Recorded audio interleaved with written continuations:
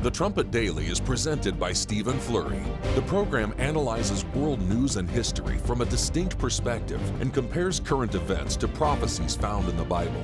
The program also offers free educational publications, including the Trumpet News Magazine and books and booklets. The Trumpet Daily is produced at the Philadelphia Church of God's home campus in Edmond, Oklahoma, and its sister campus in Edstone, England. More information is available at thetrumpet.com.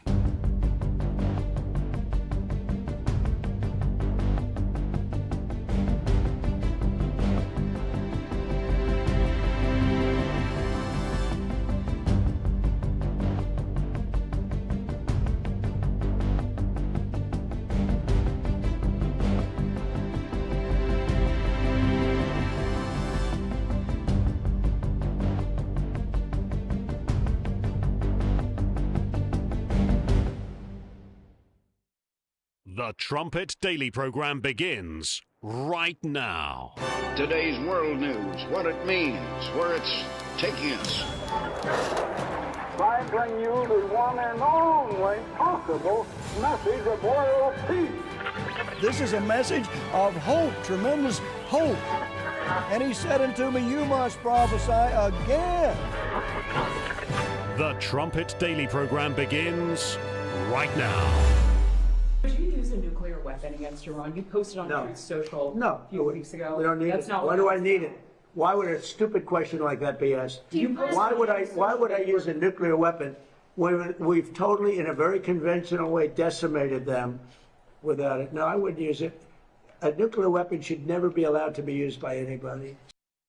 Germany's defense minister has announced plans to build what he calls Europe's strongest conventional army, presenting a national military strategy for the first time together with other defense officials. The guiding principle is to have at least a total of 460,000 operational personnel, both active service and reserve forces. One thing is clear, and this is already foreseeable today. Automation and artificial intelligence will inevitably continue to have an impact on our planning. How many soldiers will we then need, and what qualifications will they require? Our ambition is and must be, as stated by the Chancellor and as I myself believe, to have the strongest conventional army in Europe. They're calling it European NATO. It's the fallback plan allies are working on if Donald Trump follows through on his threat to pull out of the military alliance. The US president has made no secret of his disdain for NATO, especially after nobody joined his war on Iran. So, what would a European-only force actually look like? The European NATO would see a shift towards the continent taking on more leadership roles and to accelerate Europe's production of military hardware to maintain deterrence against Russia. War and rumors of more war.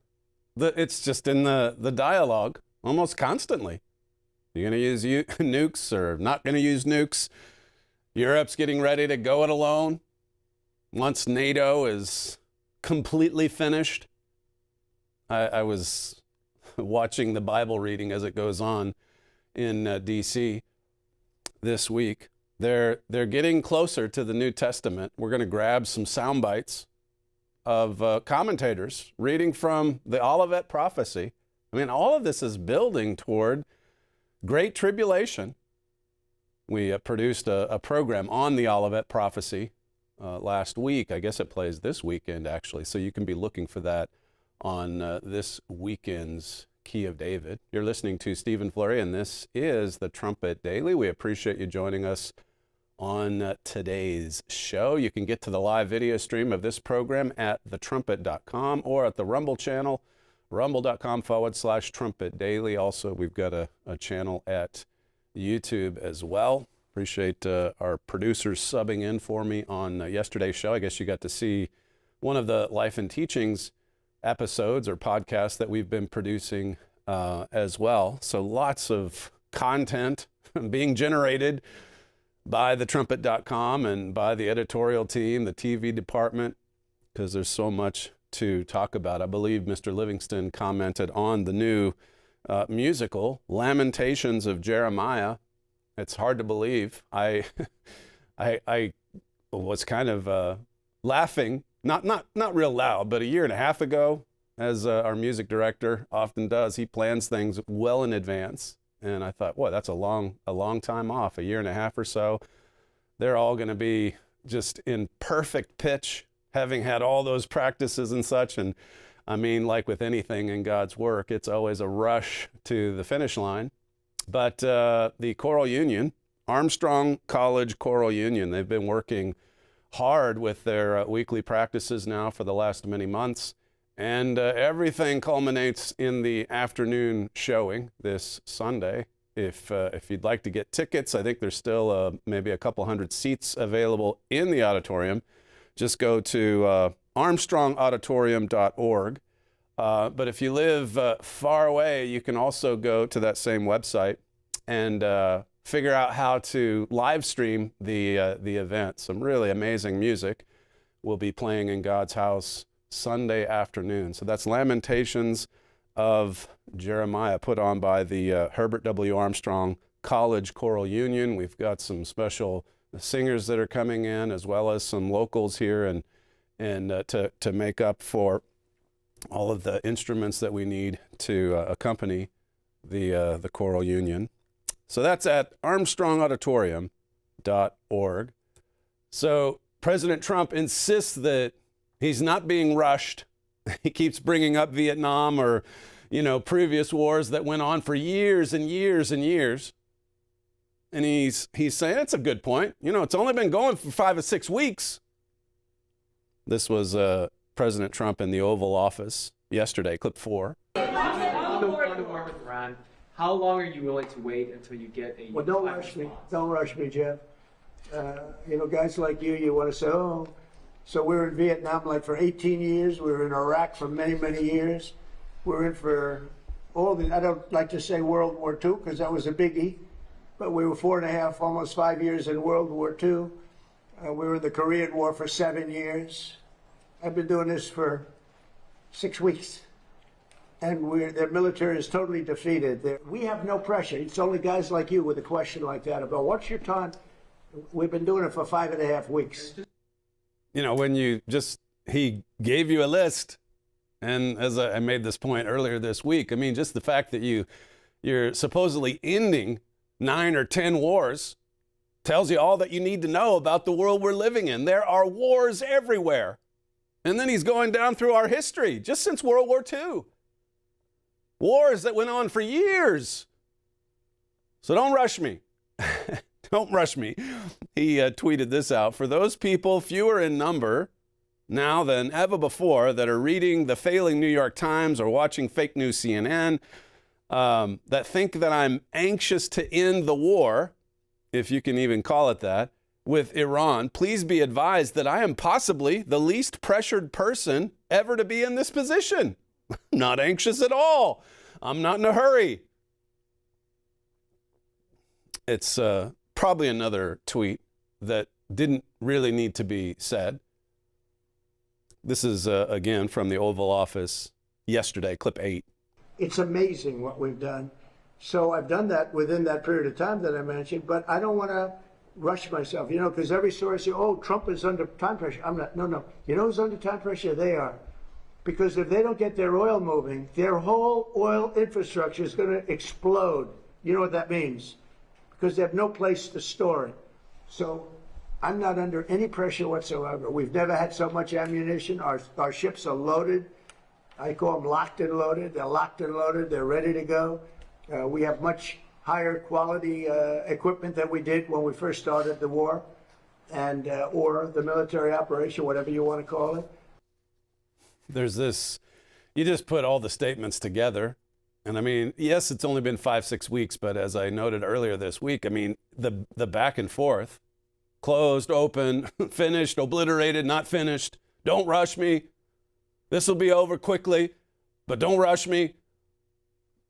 Neil Ferguson, I had this Wednesday, and we just didn't have time to get to it, but he writes about the gap between Truth Social and reality on Iran.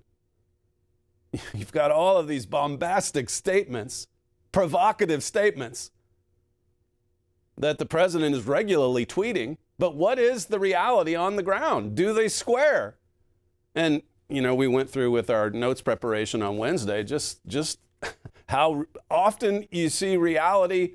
It's very different than, how it's presented. It's very different from the narrative. And we're going to see a lot more of that before this is over. That point, in I forget which show it was, Monday or Tuesday. But just the rumors of war. I mean, that tells you that sometimes it's actual war, sometimes it's a rumor. But all the talk, all the commentary, Europe building up a fighting force now, commentators talking about NATO as if it's done, it's finished, it's over. How does NATO become such a huge, huge element of this story? The war with Iran. This is clip number 6. Excuse me, what do you say to the American people who question how much longer this will take? Obviously, we know that they are having... You're such a disgrace. Did you hear what I just said? Vietnam. How many years was Vietnam? I understand, sir. How many years was Vietnam? Well, I did my... I took the country out militarily in the first 4 weeks. I took it out militarily. Now what we're doing is sitting back and seeing what deal. And if they don't want to make a deal, then I'll finish it up militarily with the other 25% of the targets. We've hit 78% of the targets that we've wanted to hit. So total obliteration. And then the one we skipped, actually number 8, goes into just the, as he sees it anyway, the unlimited supply of ammunition that the U.S. has. This is number 8. It's amazing what we've done. So I've done that within that period of time that I mentioned, but I don't want to rush myself, because every story says, oh, Trump is under time pressure. I'm not, no. You know who's under time pressure? They are. Because if they don't get their oil moving, their whole oil infrastructure is going to explode. You know what that means? Because they have no place to store it. So I'm not under any pressure whatsoever. We've never had so much ammunition. Our ships are loaded. I call them locked and loaded. They're locked and loaded. They're ready to go. We have much higher quality equipment than we did when we first started the war, and or the military operation, whatever you want to call it. So we played that previously. But the point about unlimited ammunition, this is from the New York Times. And again, the Times, the failing New York Times, as President Trump calls it, they have it in for Trump. They've got a case, a pretty strong case of Trump derangement syndrome. But just the reality, I mean, every missile you fire off, it costs what, tens of millions of dollars to produce? The Times says since the Iran war began in late February, the U.S. has burned through around 1,100 of its long-range stealth cruise missiles built for a war with China, close to the total number remaining in the U.S. stockpile. So about half. We've burned through about half the missiles that we have. The military has fired off more than 1,000 Tomahawk cruise missiles, roughly 10 times the number it currently buys each year.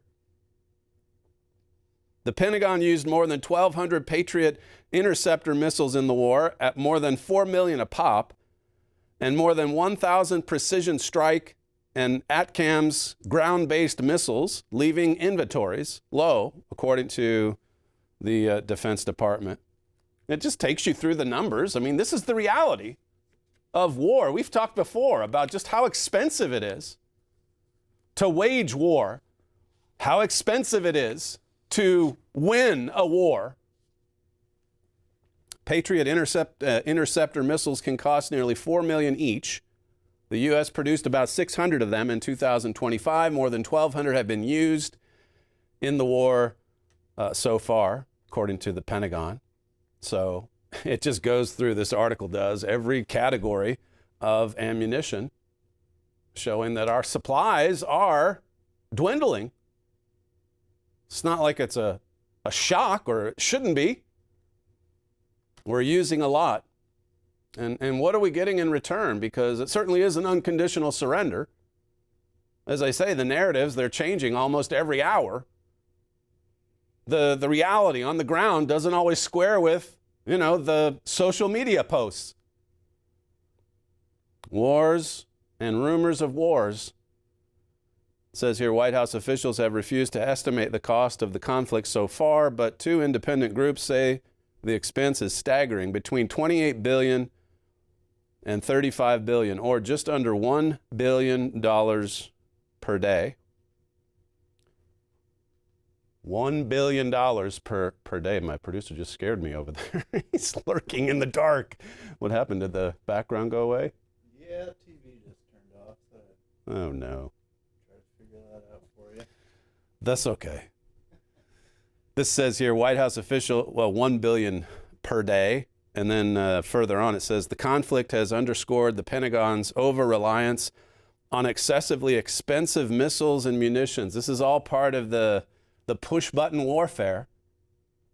We recorded a program earlier on just I've talked about this before too, the paradox of the world we're living in today. Yes, it's spectacular when you look at, push-button warfare, or when you look at spaceships circling the moon. It's unbelievable, really, when you think about what man has been able to produce. The technology that's there at our disposal. Well, all of it is incredibly expensive, too. And it's amazing how much, when the technology is used for weapons of war, it's amazing how quickly millions, even billions, go up in flames. That's what they're for. They're to kill people, or they're to destroy power plants, or bridges, or whatever it is. Missiles shooting at other missiles. The conflict underscored the Pentagon's over-reliance on excessively expensive missiles and munitions. We've got to rely on these expensive weapons because we can't put boots on the ground. We can't spend actual blood. So we just spend tens of millions of dollars, billions of dollars.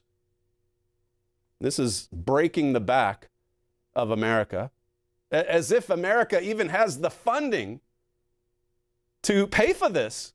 We just dig deeper and deeper and deeper into debt. The military is also incurring unexpected costs from damaged or destroyed aircraft. In the Navy SEAL Team 6 operation to rescue a downed Air Force officer in Iran, the military had to destroy 2 MC-130 cargo planes and at least 3 helicopters inside of them after the plane's nose gear got stuck in the wet sand of a makeshift airstrip. So when problems emerge, when things go wrong, that's expensive. I mean, this is, I don't know how much bias or agenda works its way into the stats here, but I mean, these are statistics. These are the realities of war. This is the excessive cost. At current production rates, reconstituting what we have expended could take years. So maybe this is where the bias comes in, where they get commentators to say just how bad this is. Well, I suppose the production companies could kick into gear and maybe you could shorten that time frame. But listen, even as all this is going on, you've got a story every other week about the factories in Germany, the factories in Europe, switching over from, vehicles to weapons of war. And nobody even bats an eye at this. This is just ho-hum. Another day in German industry as they ramp things up, getting ready for war. The world is arming itself for war. America's in no position to produce all of these replacements that it's going to need.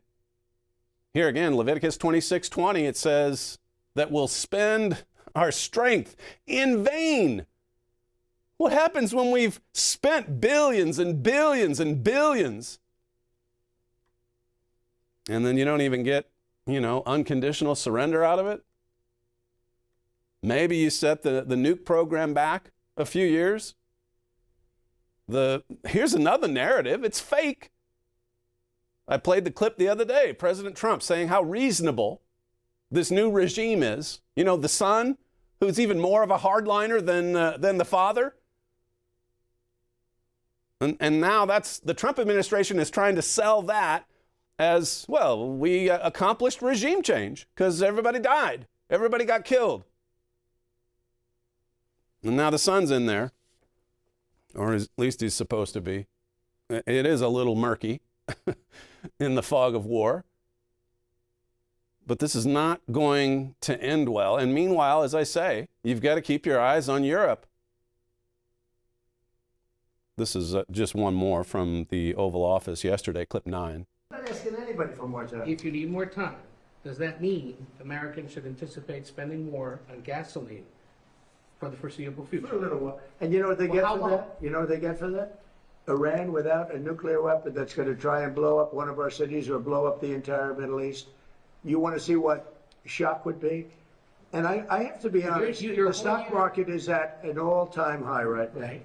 I thought it would have been down 20, 25%. So everything's going great. And the reporters, of course, continually badgering him. When's it going to finish? You know, when's it over? It's gone on 5-6 weeks now. This article, speaking of Europe, what's happening in Europe, it's in Al Monitor. EU to prepare blueprint for mutual assistance pact amid NATO doubts. And this, I mean, this whole article is couched in abstract and legalistic language, but really, if you read between those lines, what you're reading is actually shocking. It should be. I mean, this should give us a jolt. I mean, you talk about the statistics in America's weapons of war, our dwindling supplies, and then you look at the very same time, you look at what's happening in Europe. This article, it says here, EU leaders have asked officials to prepare a blueprint for how the bloc's previously obscure mutual assistance clause would work. I mean, they want to make it more specific. There's always been this general understanding, because NATO's there, that, well, if one member's attacked, then the others rise in defense of the one that's attacked. But now we've got to be more specific. They want an action plan. Worries about President Trump's criticism of NATO for failing to back the war with Iran, along with his threats earlier this year to seize Greenland and from ally Denmark, have created greater urgency to define the EU's mutual assistance provisions. It says later, we agreed last night that the European Commission will prepare a blueprint on how we respond in case a member state triggers Article 42.7. It says further down, unlike NATO's Article 5 Collective Defense Pact, which is seen as the bedrock of European security, the EU's Mutual Assistance Clause is not backed by detailed operational plans or military structures. And so they're having to lock it in with greater specificity. They're going forward as if NATO's no longer going to be an option. This is alarming stuff. This is America leaving the German-led European continent to go it alone. Now, President Trump, as you heard him, he just rattled off all of these wars in just the last 80 years. Our heads are just completely in the sand. This is from Deutsche Welle on Germany's plans, again, to lead this operation. Clip 3. Germany will grow the force from current 185,000 soldiers to 260,000, plus they want a massive reserve of 200,000, and so that would then create 460,000 deployable troops. And they've also given themselves not just this plan, but also a strategy, and that shifts from counting tanks to essentially focusing on impact, on effects. So they want to have long-range precision strike, they want air and missile defense, drones and cyber. But the measures also included ideas to cut red tape and modernize the German army. The new German war machine, going back to the Atlantic from, last November, December?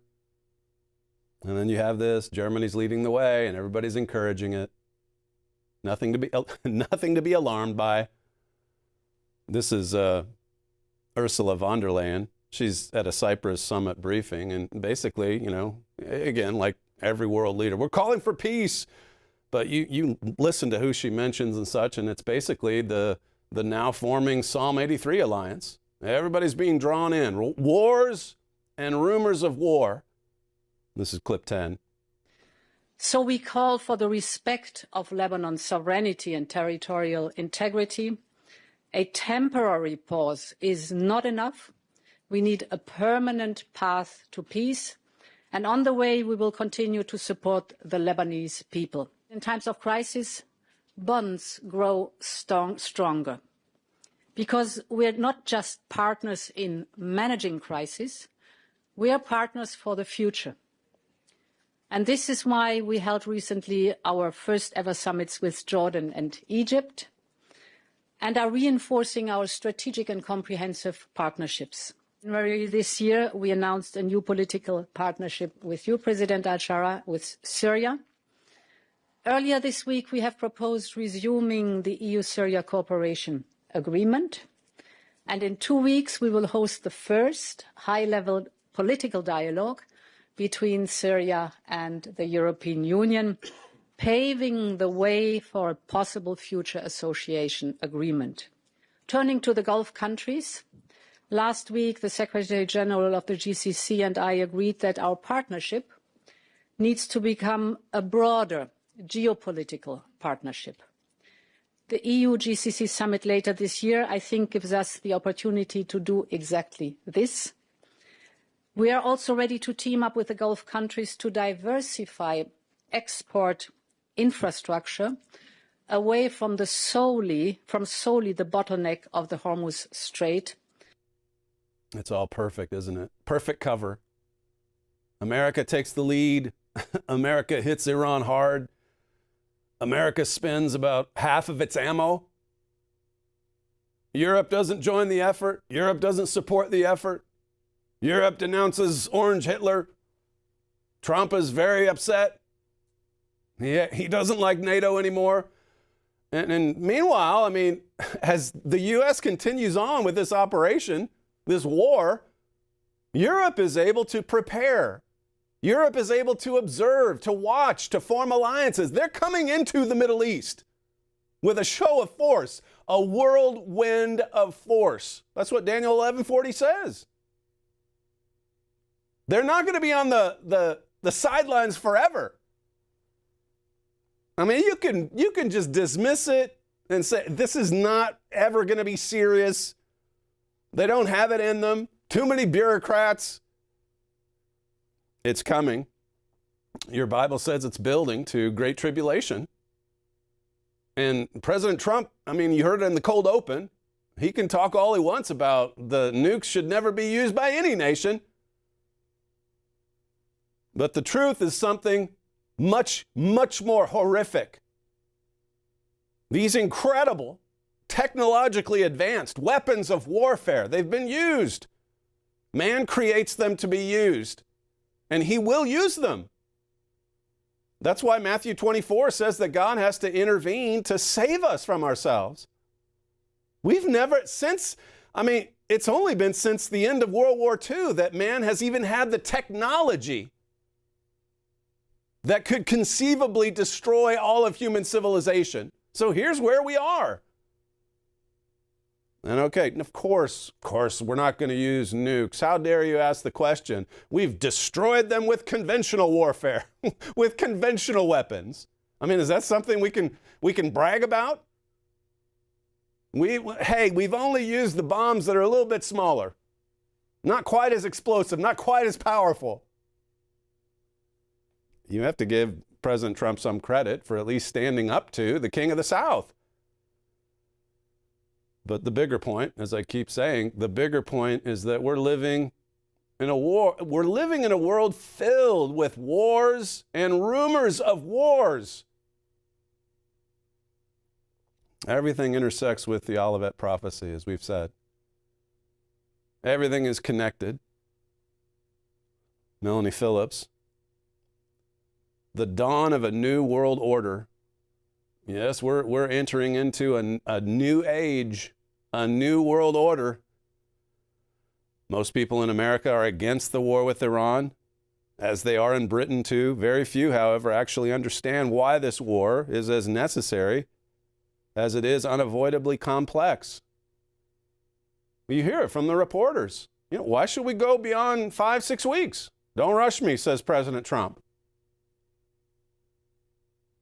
Few seem aware that Iran has been actively at war against America for the past 47 years. I mean, you hear that when you tune into the Trumpet Daily. But most people, most of President Trump's critics, whether here in America or in Europe, they just pretend like Iran hasn't been at war with America for 47 years. They turn a blind eye to the terrorism, to the death, the carnage, the murder, the kidnappings. 47 years. Few, it says, grasp that U.S. and Israeli intelligence had discovered that Iran was poised to create both a nuclear bomb and a missile arsenal so enormous and so buried underground that no one would have ever been able to tackle the mortal threat posed by the regime. Remember that before the war?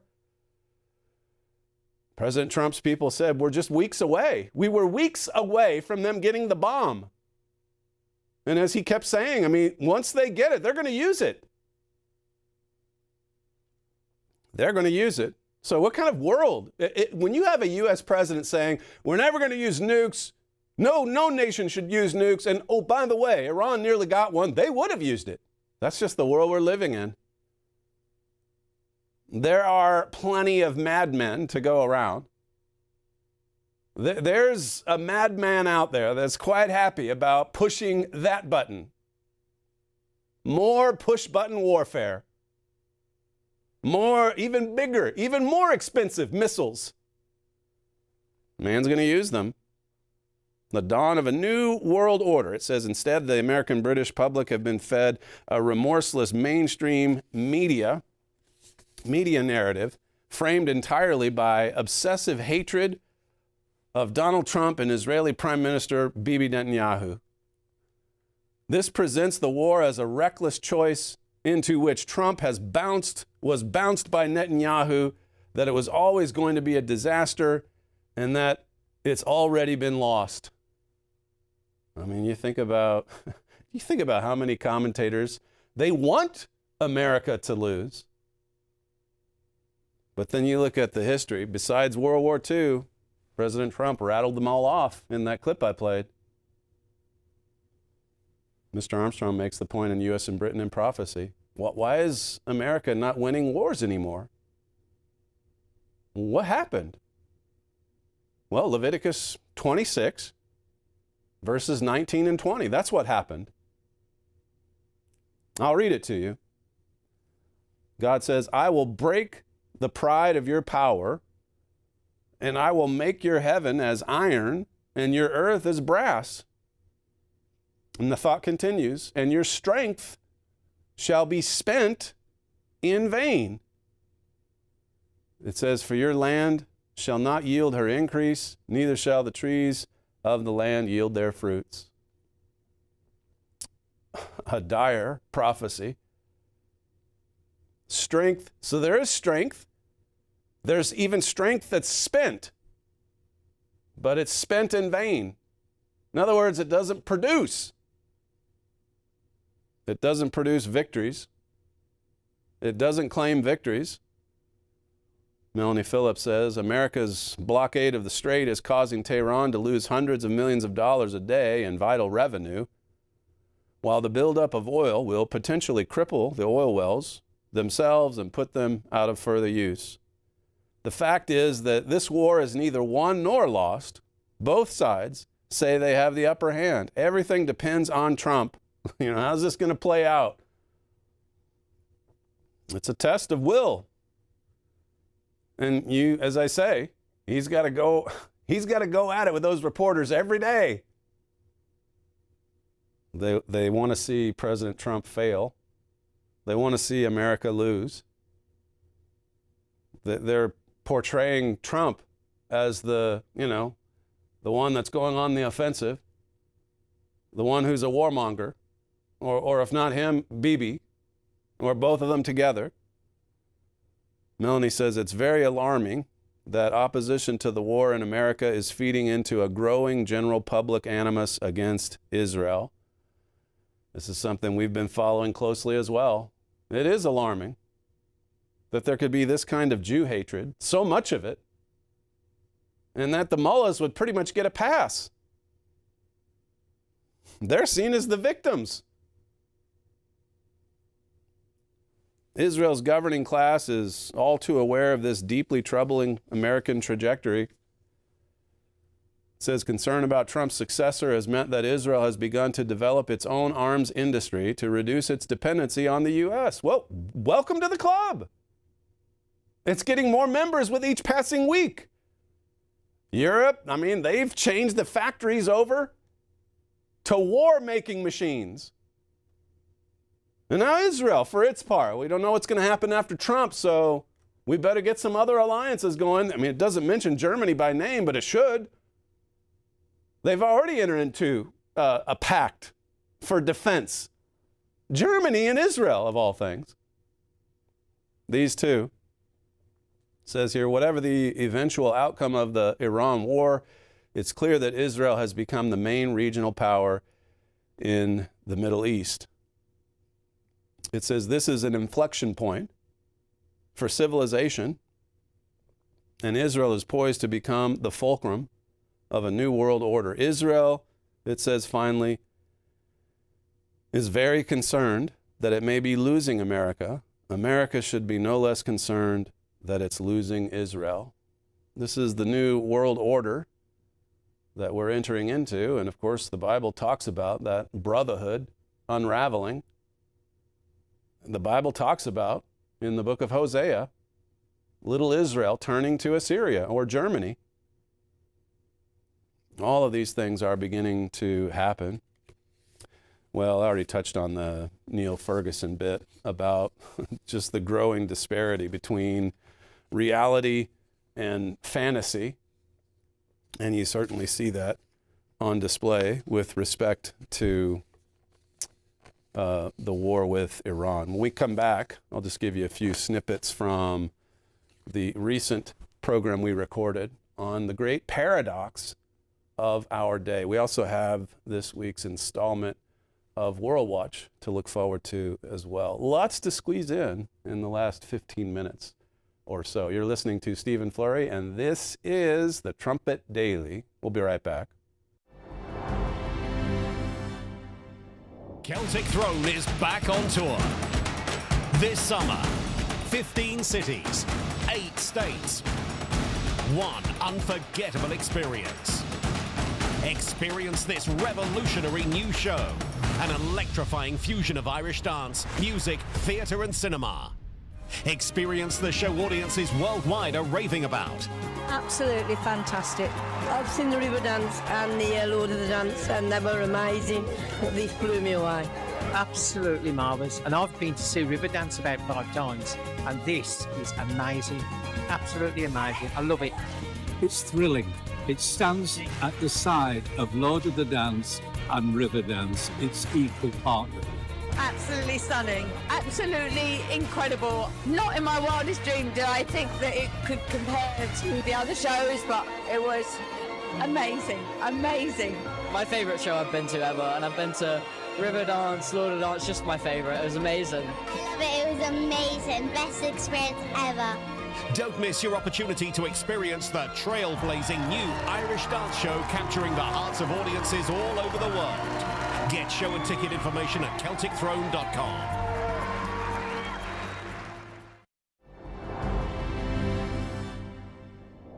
We're in a world of awesome progress today. The progress in this world, the things that the world has accomplished and done are all absolutely awesome. On the other hand, we're seeing in the world appalling troubles and evils. Troubles and evils that man is unable to solve. In spite of our ability to fly men to the moon and back and come board around up there on the moon and send back live pictures that we can see in our own living rooms on television of them cavorting around on the moon, leaping, and they take a higher leap up there because of very little gravity. Why this paradox? Why is it we're able to do such awesome things and still the world is in such trouble? Why is everybody against everybody? Why is it husband and wife can't get along? Parents can't get along with children, or children with parents. Families can't get along with next door neighbor. Now, man can go to the moon and back, but man can't seem to solve his problems and his troubles. Why? What's the matter with the human mind? Such a basic, foundational point that he made over and again. He made it in The Missing Dimension in Sex. The first 7 chapters of this book, by the way, are largely about education, the missing dimension in education. We can't understand why marriage, why sex, why anything, because we're so far removed from God, His law, His purpose, His plan. This other booklet we've produced, Education with Vision. I mean, we talk, my father's been talking about this for many, many years as well. It goes way back, but how many preachers do you hear today talking about what's wrong with man? What's wrong with the human mind? And we talk about it all the time, and we back it with scriptures like Jeremiah 17:9 and Romans 8:7. There's many, many more. Jesus talked about what comes out of the heart of man. It's not good. Why? Why is there so much evil? Why, on the one hand, you produce a spaceship that can circle the moon, and with the same kind of technology, you produce a nuclear bomb? There was a race to produce atomic bombs at the end of World War II. That's what it took to finally end the Second World War. 2 entire cities obliterated because of a bomb that man dropped on top of man. It's happened before, and it's going to happen again, and it's not like that's a pleasant message to deliver, but I mean, Jesus in the Olivet prophecy said great tribulation was coming. And if not for God's intervention, there'd be no flesh saved alive. That you can't get a stronger message than that. That's just a few days before Jesus was crucified. This article, we hand this out in Principles of Living. Knowledge has doubled, so have troubles. Why? That's an article Mr. Armstrong wrote in 1970. 56 years ago. What would he say about the knowledge explosion today? How long have iPhones been around? 10 or 15 years? I mean, you can carry around the Library of Congress pretty much on your phone. All of this knowledge, all of this progress. And yet something just dreadfully wrong with man, with the heart of man. This is from my father's Key of David show from back in 2008, almost 20 years ago, clip 13. The knowledge we have today is not curing our evils or preventing new ones. Something is wrong with our knowledge. Something is wrong with our education. And you know what it is? Well, they've just closed their eyes to the great Creator God, who gave us a book telling us how to live, the foundation of all knowledge. Sure, there's more knowledge, and we have to figure out certain things ourselves, but here's the foundation. This is the foundation. And if you don't build on that, you're going to face human extinction. And you're going to face all kinds of problems that you cannot solve. The Bible's our instruction manual. It's the how-to book, how to live God's way. What happens when man rejects that way of life? Like Adam and Eve did in Genesis 2. Genesis 3. What happens? We're living in a world that's about to explode, and what a grave mistake it would be to be deceived into thinking the world's just getting better and better and improving because of some technological device, because of a screen or some kind of a push-button technology. President Trump, when that spaceship, Artemis II, circled the moon, 250,000 miles from Earth. And here were these 4 human beings just giddy with delight. This is unbelievable. Look at what we've been able to do. Look at what mankind can do. President Trump, when congratulating them, said humans have really never seen anything quite like what you're doing. It's really special. And, you know, we would agree with this. It is special. It is unusual. It's quite a human achievement. And it's true. We haven't really seen anything like this.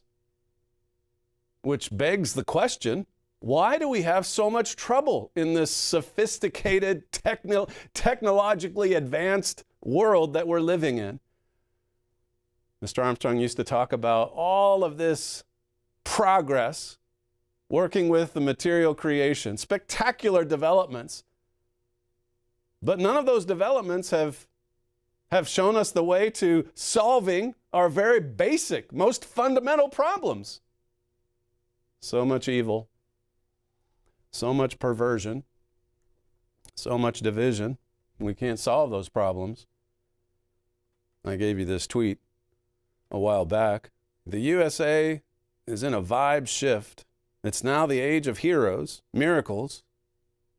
U.S. hockey team takes gold. U.S. military rescues pilots in Iran. Artemis II travels to the far side of the moon. And she says Americans can do the impossible. Americans can do anything. There's no stopping America. Genesis 2, verses 16 and 17. These are the instructions, the teachings that God gave to Adam and Eve. The Lord God commanded the man, saying, of every tree of the garden you may freely eat, but of the tree of the knowledge of good and evil you shall not eat of it, for in the day that you eat thereof you shall surely die. He said, you're mortal beings. Now I want to give to you eternal life, and I'll show you the way. We have to be willing to keep God's commandments, to follow his instructions. And then God will educate us. God will open our minds to the truth contained in the instruction manual. He'll open our minds. Well, you know what happens in Genesis 3. To this point, God had prevented the devil from approaching our first parents. But in Genesis 3, God allowed. Now, Satan's also an educator. He came in and said, you know, you're not going to die. You've got an immortal soul. You can just do what you want. You decide.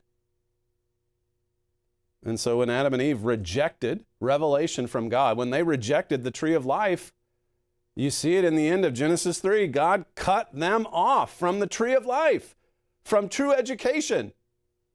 Adam and Eve rejected God's revelation. They rejected God's knowledge. And this world has been rejecting it ever since. This world has been going it alone, without God's direction. There's no fear of God in their eyes, like Paul said in Romans 3. So there's this furious pursuit of knowledge, of technology, and yet we can't solve the most basic, fundamental problems that exist between fellow man and his neighbor or nations, family even. I mean, 2 Timothy 3 talks about even natural affection being a thing of the past. Not even being able to love your own spouse, your own family, your own nation. Certainly not God. This is that 2008 Key of David again, clip 14. Man has virtually destroyed every part of this creation he was intended to beautify and maintain. For 6,000 years, man has experimented with what is right and wrong. He has educated himself in this knowledge, and the result, Mr. Armstrong wrote, quote, humanity has produced also a vast mountain of evils. His fund of knowledge is a mixture of good and evil, true and false. He has produced a civilization full of empty lives, discontent, unhappiness, pain and suffering, crime, immorality, broken homes and family life, corruption, injustice, unfairness, violence, pollution, war, and death. Yet man refuses to believe the results of his own experiment. I mean, the fruits of our experiment is out there, and the experiment has failed. Why? Because there's a missing dimension in that experiment, just like with Adam and Eve. The whole pattern of human civilization was established right back there in the Garden of Eden. That's where this present evil world started. You can read in the first 6 chapters of Genesis, how it led to an earth-wide flood. God said the end of all flesh is near. It's in Genesis 6. And then in Leviticus 17, I think it is, Jesus said it's going to be just like the days of Noah in the last days. Another flood of sin, followed by a flood of correction, this time in the form of not an earth-wide flood, but worldwide tribulation, great tribulation. That's what's coming. And Jesus prepared you for this. You're without excuse. If you reject these prophecies and say it's never going to happen, well, you can't very well say that Jesus Christ said it wouldn't happen. He said it will. Everything connects, doesn't it, to the Olivet prophecy. Everything intersects with what Jesus said there on the Mount of Olives. It's amazing. Nuclear Armageddon, I think, was the title of that book we plugged on the Key of David last week. It's at the door. It's at the door, just as Jesus said it would be. Well, that's all we have time for on today's show, if we're going to squeeze in WorldWatch. So we do appreciate you joining us on the fastest moving hour in broadcasting. You're listening to Stephen Flurry, and this is the Trumpet Daily. Thanks for joining us today. Thanks for joining us all week, and we'll see you next time.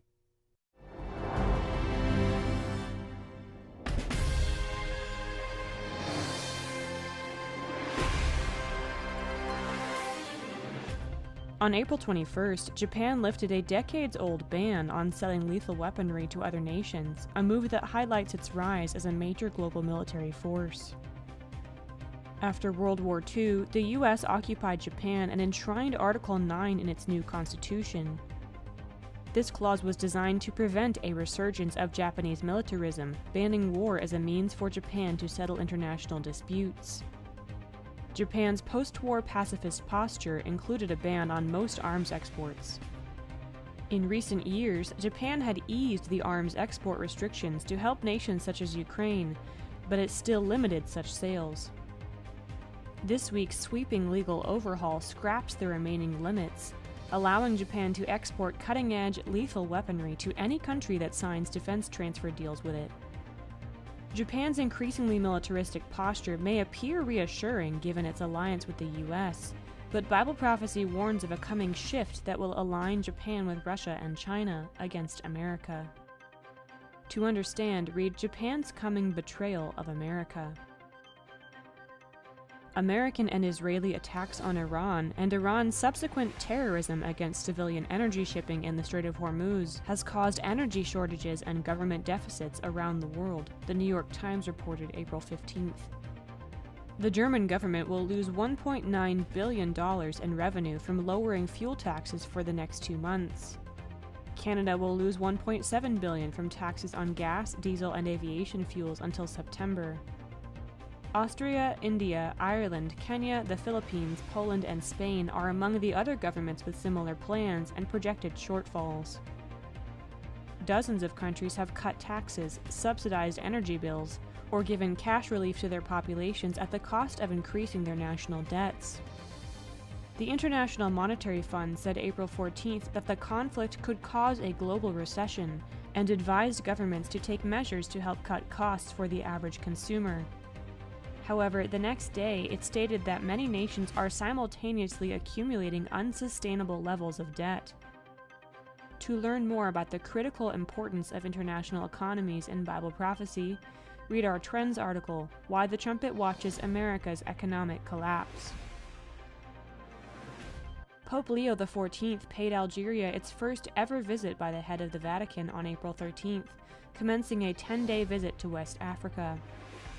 In Algeria, the Pope proclaimed himself a pilgrim of peace and sympathized with Africa's grievances against colonialism in past generations. Africa is one of Catholicism's fastest-growing regions. In 2023, Africans accounted for a majority of the 16 million people who were baptized into the Roman Catholic Church. Algeria has around 9,000 Catholics and 45 million Muslims, so the visit is largely designed to show respect toward Islam and find ways to work with more moderate Muslims, to resist radical Islamic terrorism, and ultimately to bring the nation into Europe's alliance system. The Pope's visit reaffirms the Catholic Church's interest in Africa. To learn more about Africa's important role in prophecy, read Watch Algeria. To learn more about current world news and how it relates to Bible prophecy, please visit thetrumpet.com.